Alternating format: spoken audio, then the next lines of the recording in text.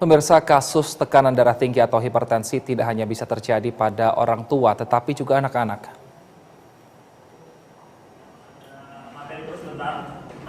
Menurut pengurus Pusat Ikatan Dokter Anak Indonesia atau IDAI, Heru Muryawan, anak yang menonton TV 3 jam per hari beresiko 6 kali hingga 7 kali lipat mengalami kenaikan tekanan darah sistolik yang berujung pada hipertensi. Hal ini juga diperparah dengan minimnya aktivitas gerak anak.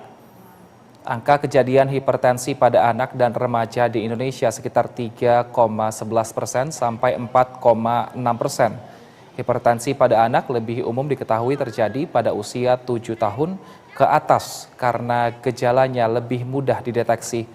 Meski belum ada penelitiannya, aktivitas screen time lewat smartphone juga beresiko mengalami gangguan hipertensi pada anak.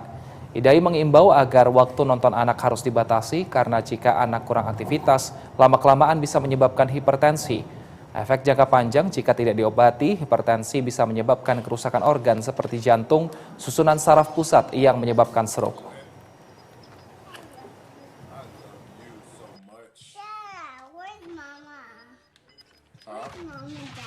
Untuk membahasnya mengapa jadwal menonton TV harus dibatasi pada anak karena memicu anak terkena tekanan darah tinggi, sudah ada narasumber dokter spesialis anak Rumah Sakit MMC Jakarta, Andrew Rinato Navarin. Selamat siang dok, ini mengapa durasi menonton anak televisi dan juga gadget ini berdampak pada hipertensi? Sebenarnya hubungannya di mana? Oke, jadi sebenarnya nggak langsung ujuk-ujuk ya dari nonton screen time lama langsung hipertensi ya. Sebenarnya tergantung usia. Jadi kalau memang usia anak-anak tuh sebenarnya penyebab hipertensi terbanyak bukan karena sedentary lifestyle ya, tapi resiko kedepannya benar.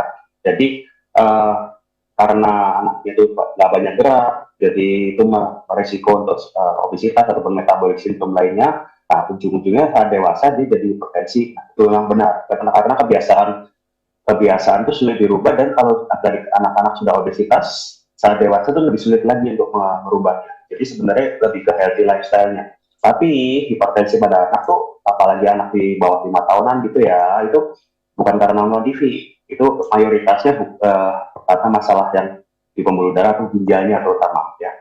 Nah, ada nggak yang bisa kita lakuin untuk mencegah? Sebenarnya deteksi dini. Kalau orang dewasa gampang nih, datang ke dokter atau kemanapun ada alat tensinya. Kalau anak-anak kan sulit, tangannya kan tambah lama tambah panjang ya. Jadi ini memang harus rutin sih. Ada yang bilang mulai dari SD, 6 tahun ke atas. Bahkan kalau udah sekolah disaranin alat cek kencing setahun sekali gitu. Jadi ada hubungannya tuh. Nanti bisa ditanyakan ke dokter masing-masing gitu. Baik, nah kalau begitu untuk mengetahui kira-kira gejala awal anak terkena hipertensi ini ataupun mungkin sakit lainnya karena kebanyakan screen time ini seperti apa dok? Oke, jadi kalau screen time berlebih itu yang paling gampang nih mata ya. Kalau dokter mata itu ada yang bilang boleh 3 jam non-stop, harus ada breaknya. Tapi kalau dari sisi dokter anak malah di bawah usia tertentu, usia 2 tahunan, tidak ada screen time, no screen time. Ada yang sampai kalau 5 tahunan boleh sejam sehari katanya. Tapi screen time pun itu cuma boleh kayak video call. Nah sebenarnya ya itu aturan yang disarankan karena dia mengganggu tumbuh kembangnya, mengganggu untuk personal skill, untuk sosialnya, jadi untuk belajar bicaranya.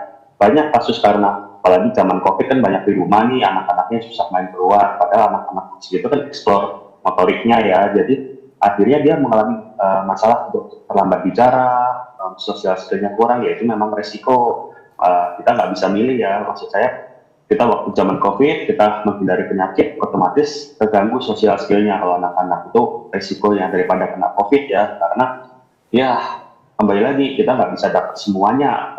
Idealnya sih nggak kena COVID sama sosial skillnya sama motoriknya tetap baik, tapi sulit gitu nyatanya. Jadi gejala-gejala hipertensi pada anak nih sama susahnya kayak dewasa, makanya dibilang salah satu silent killer. Tahu-tahu pas dia udah mengalami stroke atau kejang-kejang, gejala otak nih, atau gejala gangguan yang lain-lain, misalnya gangguan ginjal, itu sebenarnya udah berat dan lama. Makanya tadi saya bilang di rutin periksa tiap tahun kalau udah sekolah ya. Kalau sebelum sekolah memang agak-agak susah karena nggak semua orang tuh ataupun rumah sakit atau klinik itu punya pengukur hipertensi atau manset tekanan darah tuh sesuai, karena tadi beda-beda gitu. Baik, nah tapi kan tadi seperti yang udah kita tahu bersama juga dok, bahwa pandemi kemarin juga banyak membuat kebiasaan anak-anak ini jadi banyak nonton, baik itu dari gadget bentuknya apapun, dan orang tua juga kadang membiarkan itu untuk bisa beraktivitas lainnya. Nah, untuk mengubah kebiasaan ini, apa yang harus dilakukan orang tua dan juga anak-anak supaya tidak terkena gejala-gejala penyakit yang seperti tadi kita sebutkan? Oke, jadi ini ada di psikologinya ya. Jadi salah satu kalau yang berat kerjasama dengan psikolog, dengan dokter psikiatri itu bisa. Tapi secara prinsipal adalah nggak bisa kita mengubah kebiasaan jelek itu dengan bilang kamu nggak boleh. Karena jangankan anak-anak, orang dewasa aja dibilang nggak boleh malah dilakuin. Ya. Jadi kita kasih dia kebiasaan baru yang lebih menarik, tapi bukan gadget. Jadi misalnya kita ajak dia main, apa sih yang lebih menarik dibanding gadget? Sebenarnya main sama orang tuanya. Jadi jangan berharap anak tuh akan main sendiri di luar kalau orang tuanya nggak ikut nemenin. Jadi itu kembali lagi orang tuanya harus sisihkan waktu. Padahal orang tua kan pengennya anaknya happy, orang tuanya happy, jadi sama-sama me time. Padahal sebenarnya yang dibutuhkan bukan me time tapi family time. Jadi orang tuanya lepas tuh screen time-nya atau HP atau TV atau apa, ajak anaknya main keluar, main siram-siraman air kebun, main manjat-manjatan, yang lebih menarik daripada screen time. Jadi yang kata kuncinya adalah beri kebiasaan yang lebih menarik, dia akan megang screen-nya. Baik, kita harapkan ini bisa menjadi pelajaran bagi orang tua untuk membuat anaknya lebih aktif kembali sehingga tidak melulu untuk melihat gadget dan juga menonton TV ataupun dari media lainnya. Terima kasih dokter spesialis anak Andrew Renato Navarin telah bergabung bersama kami. Sehat selalu, Dok.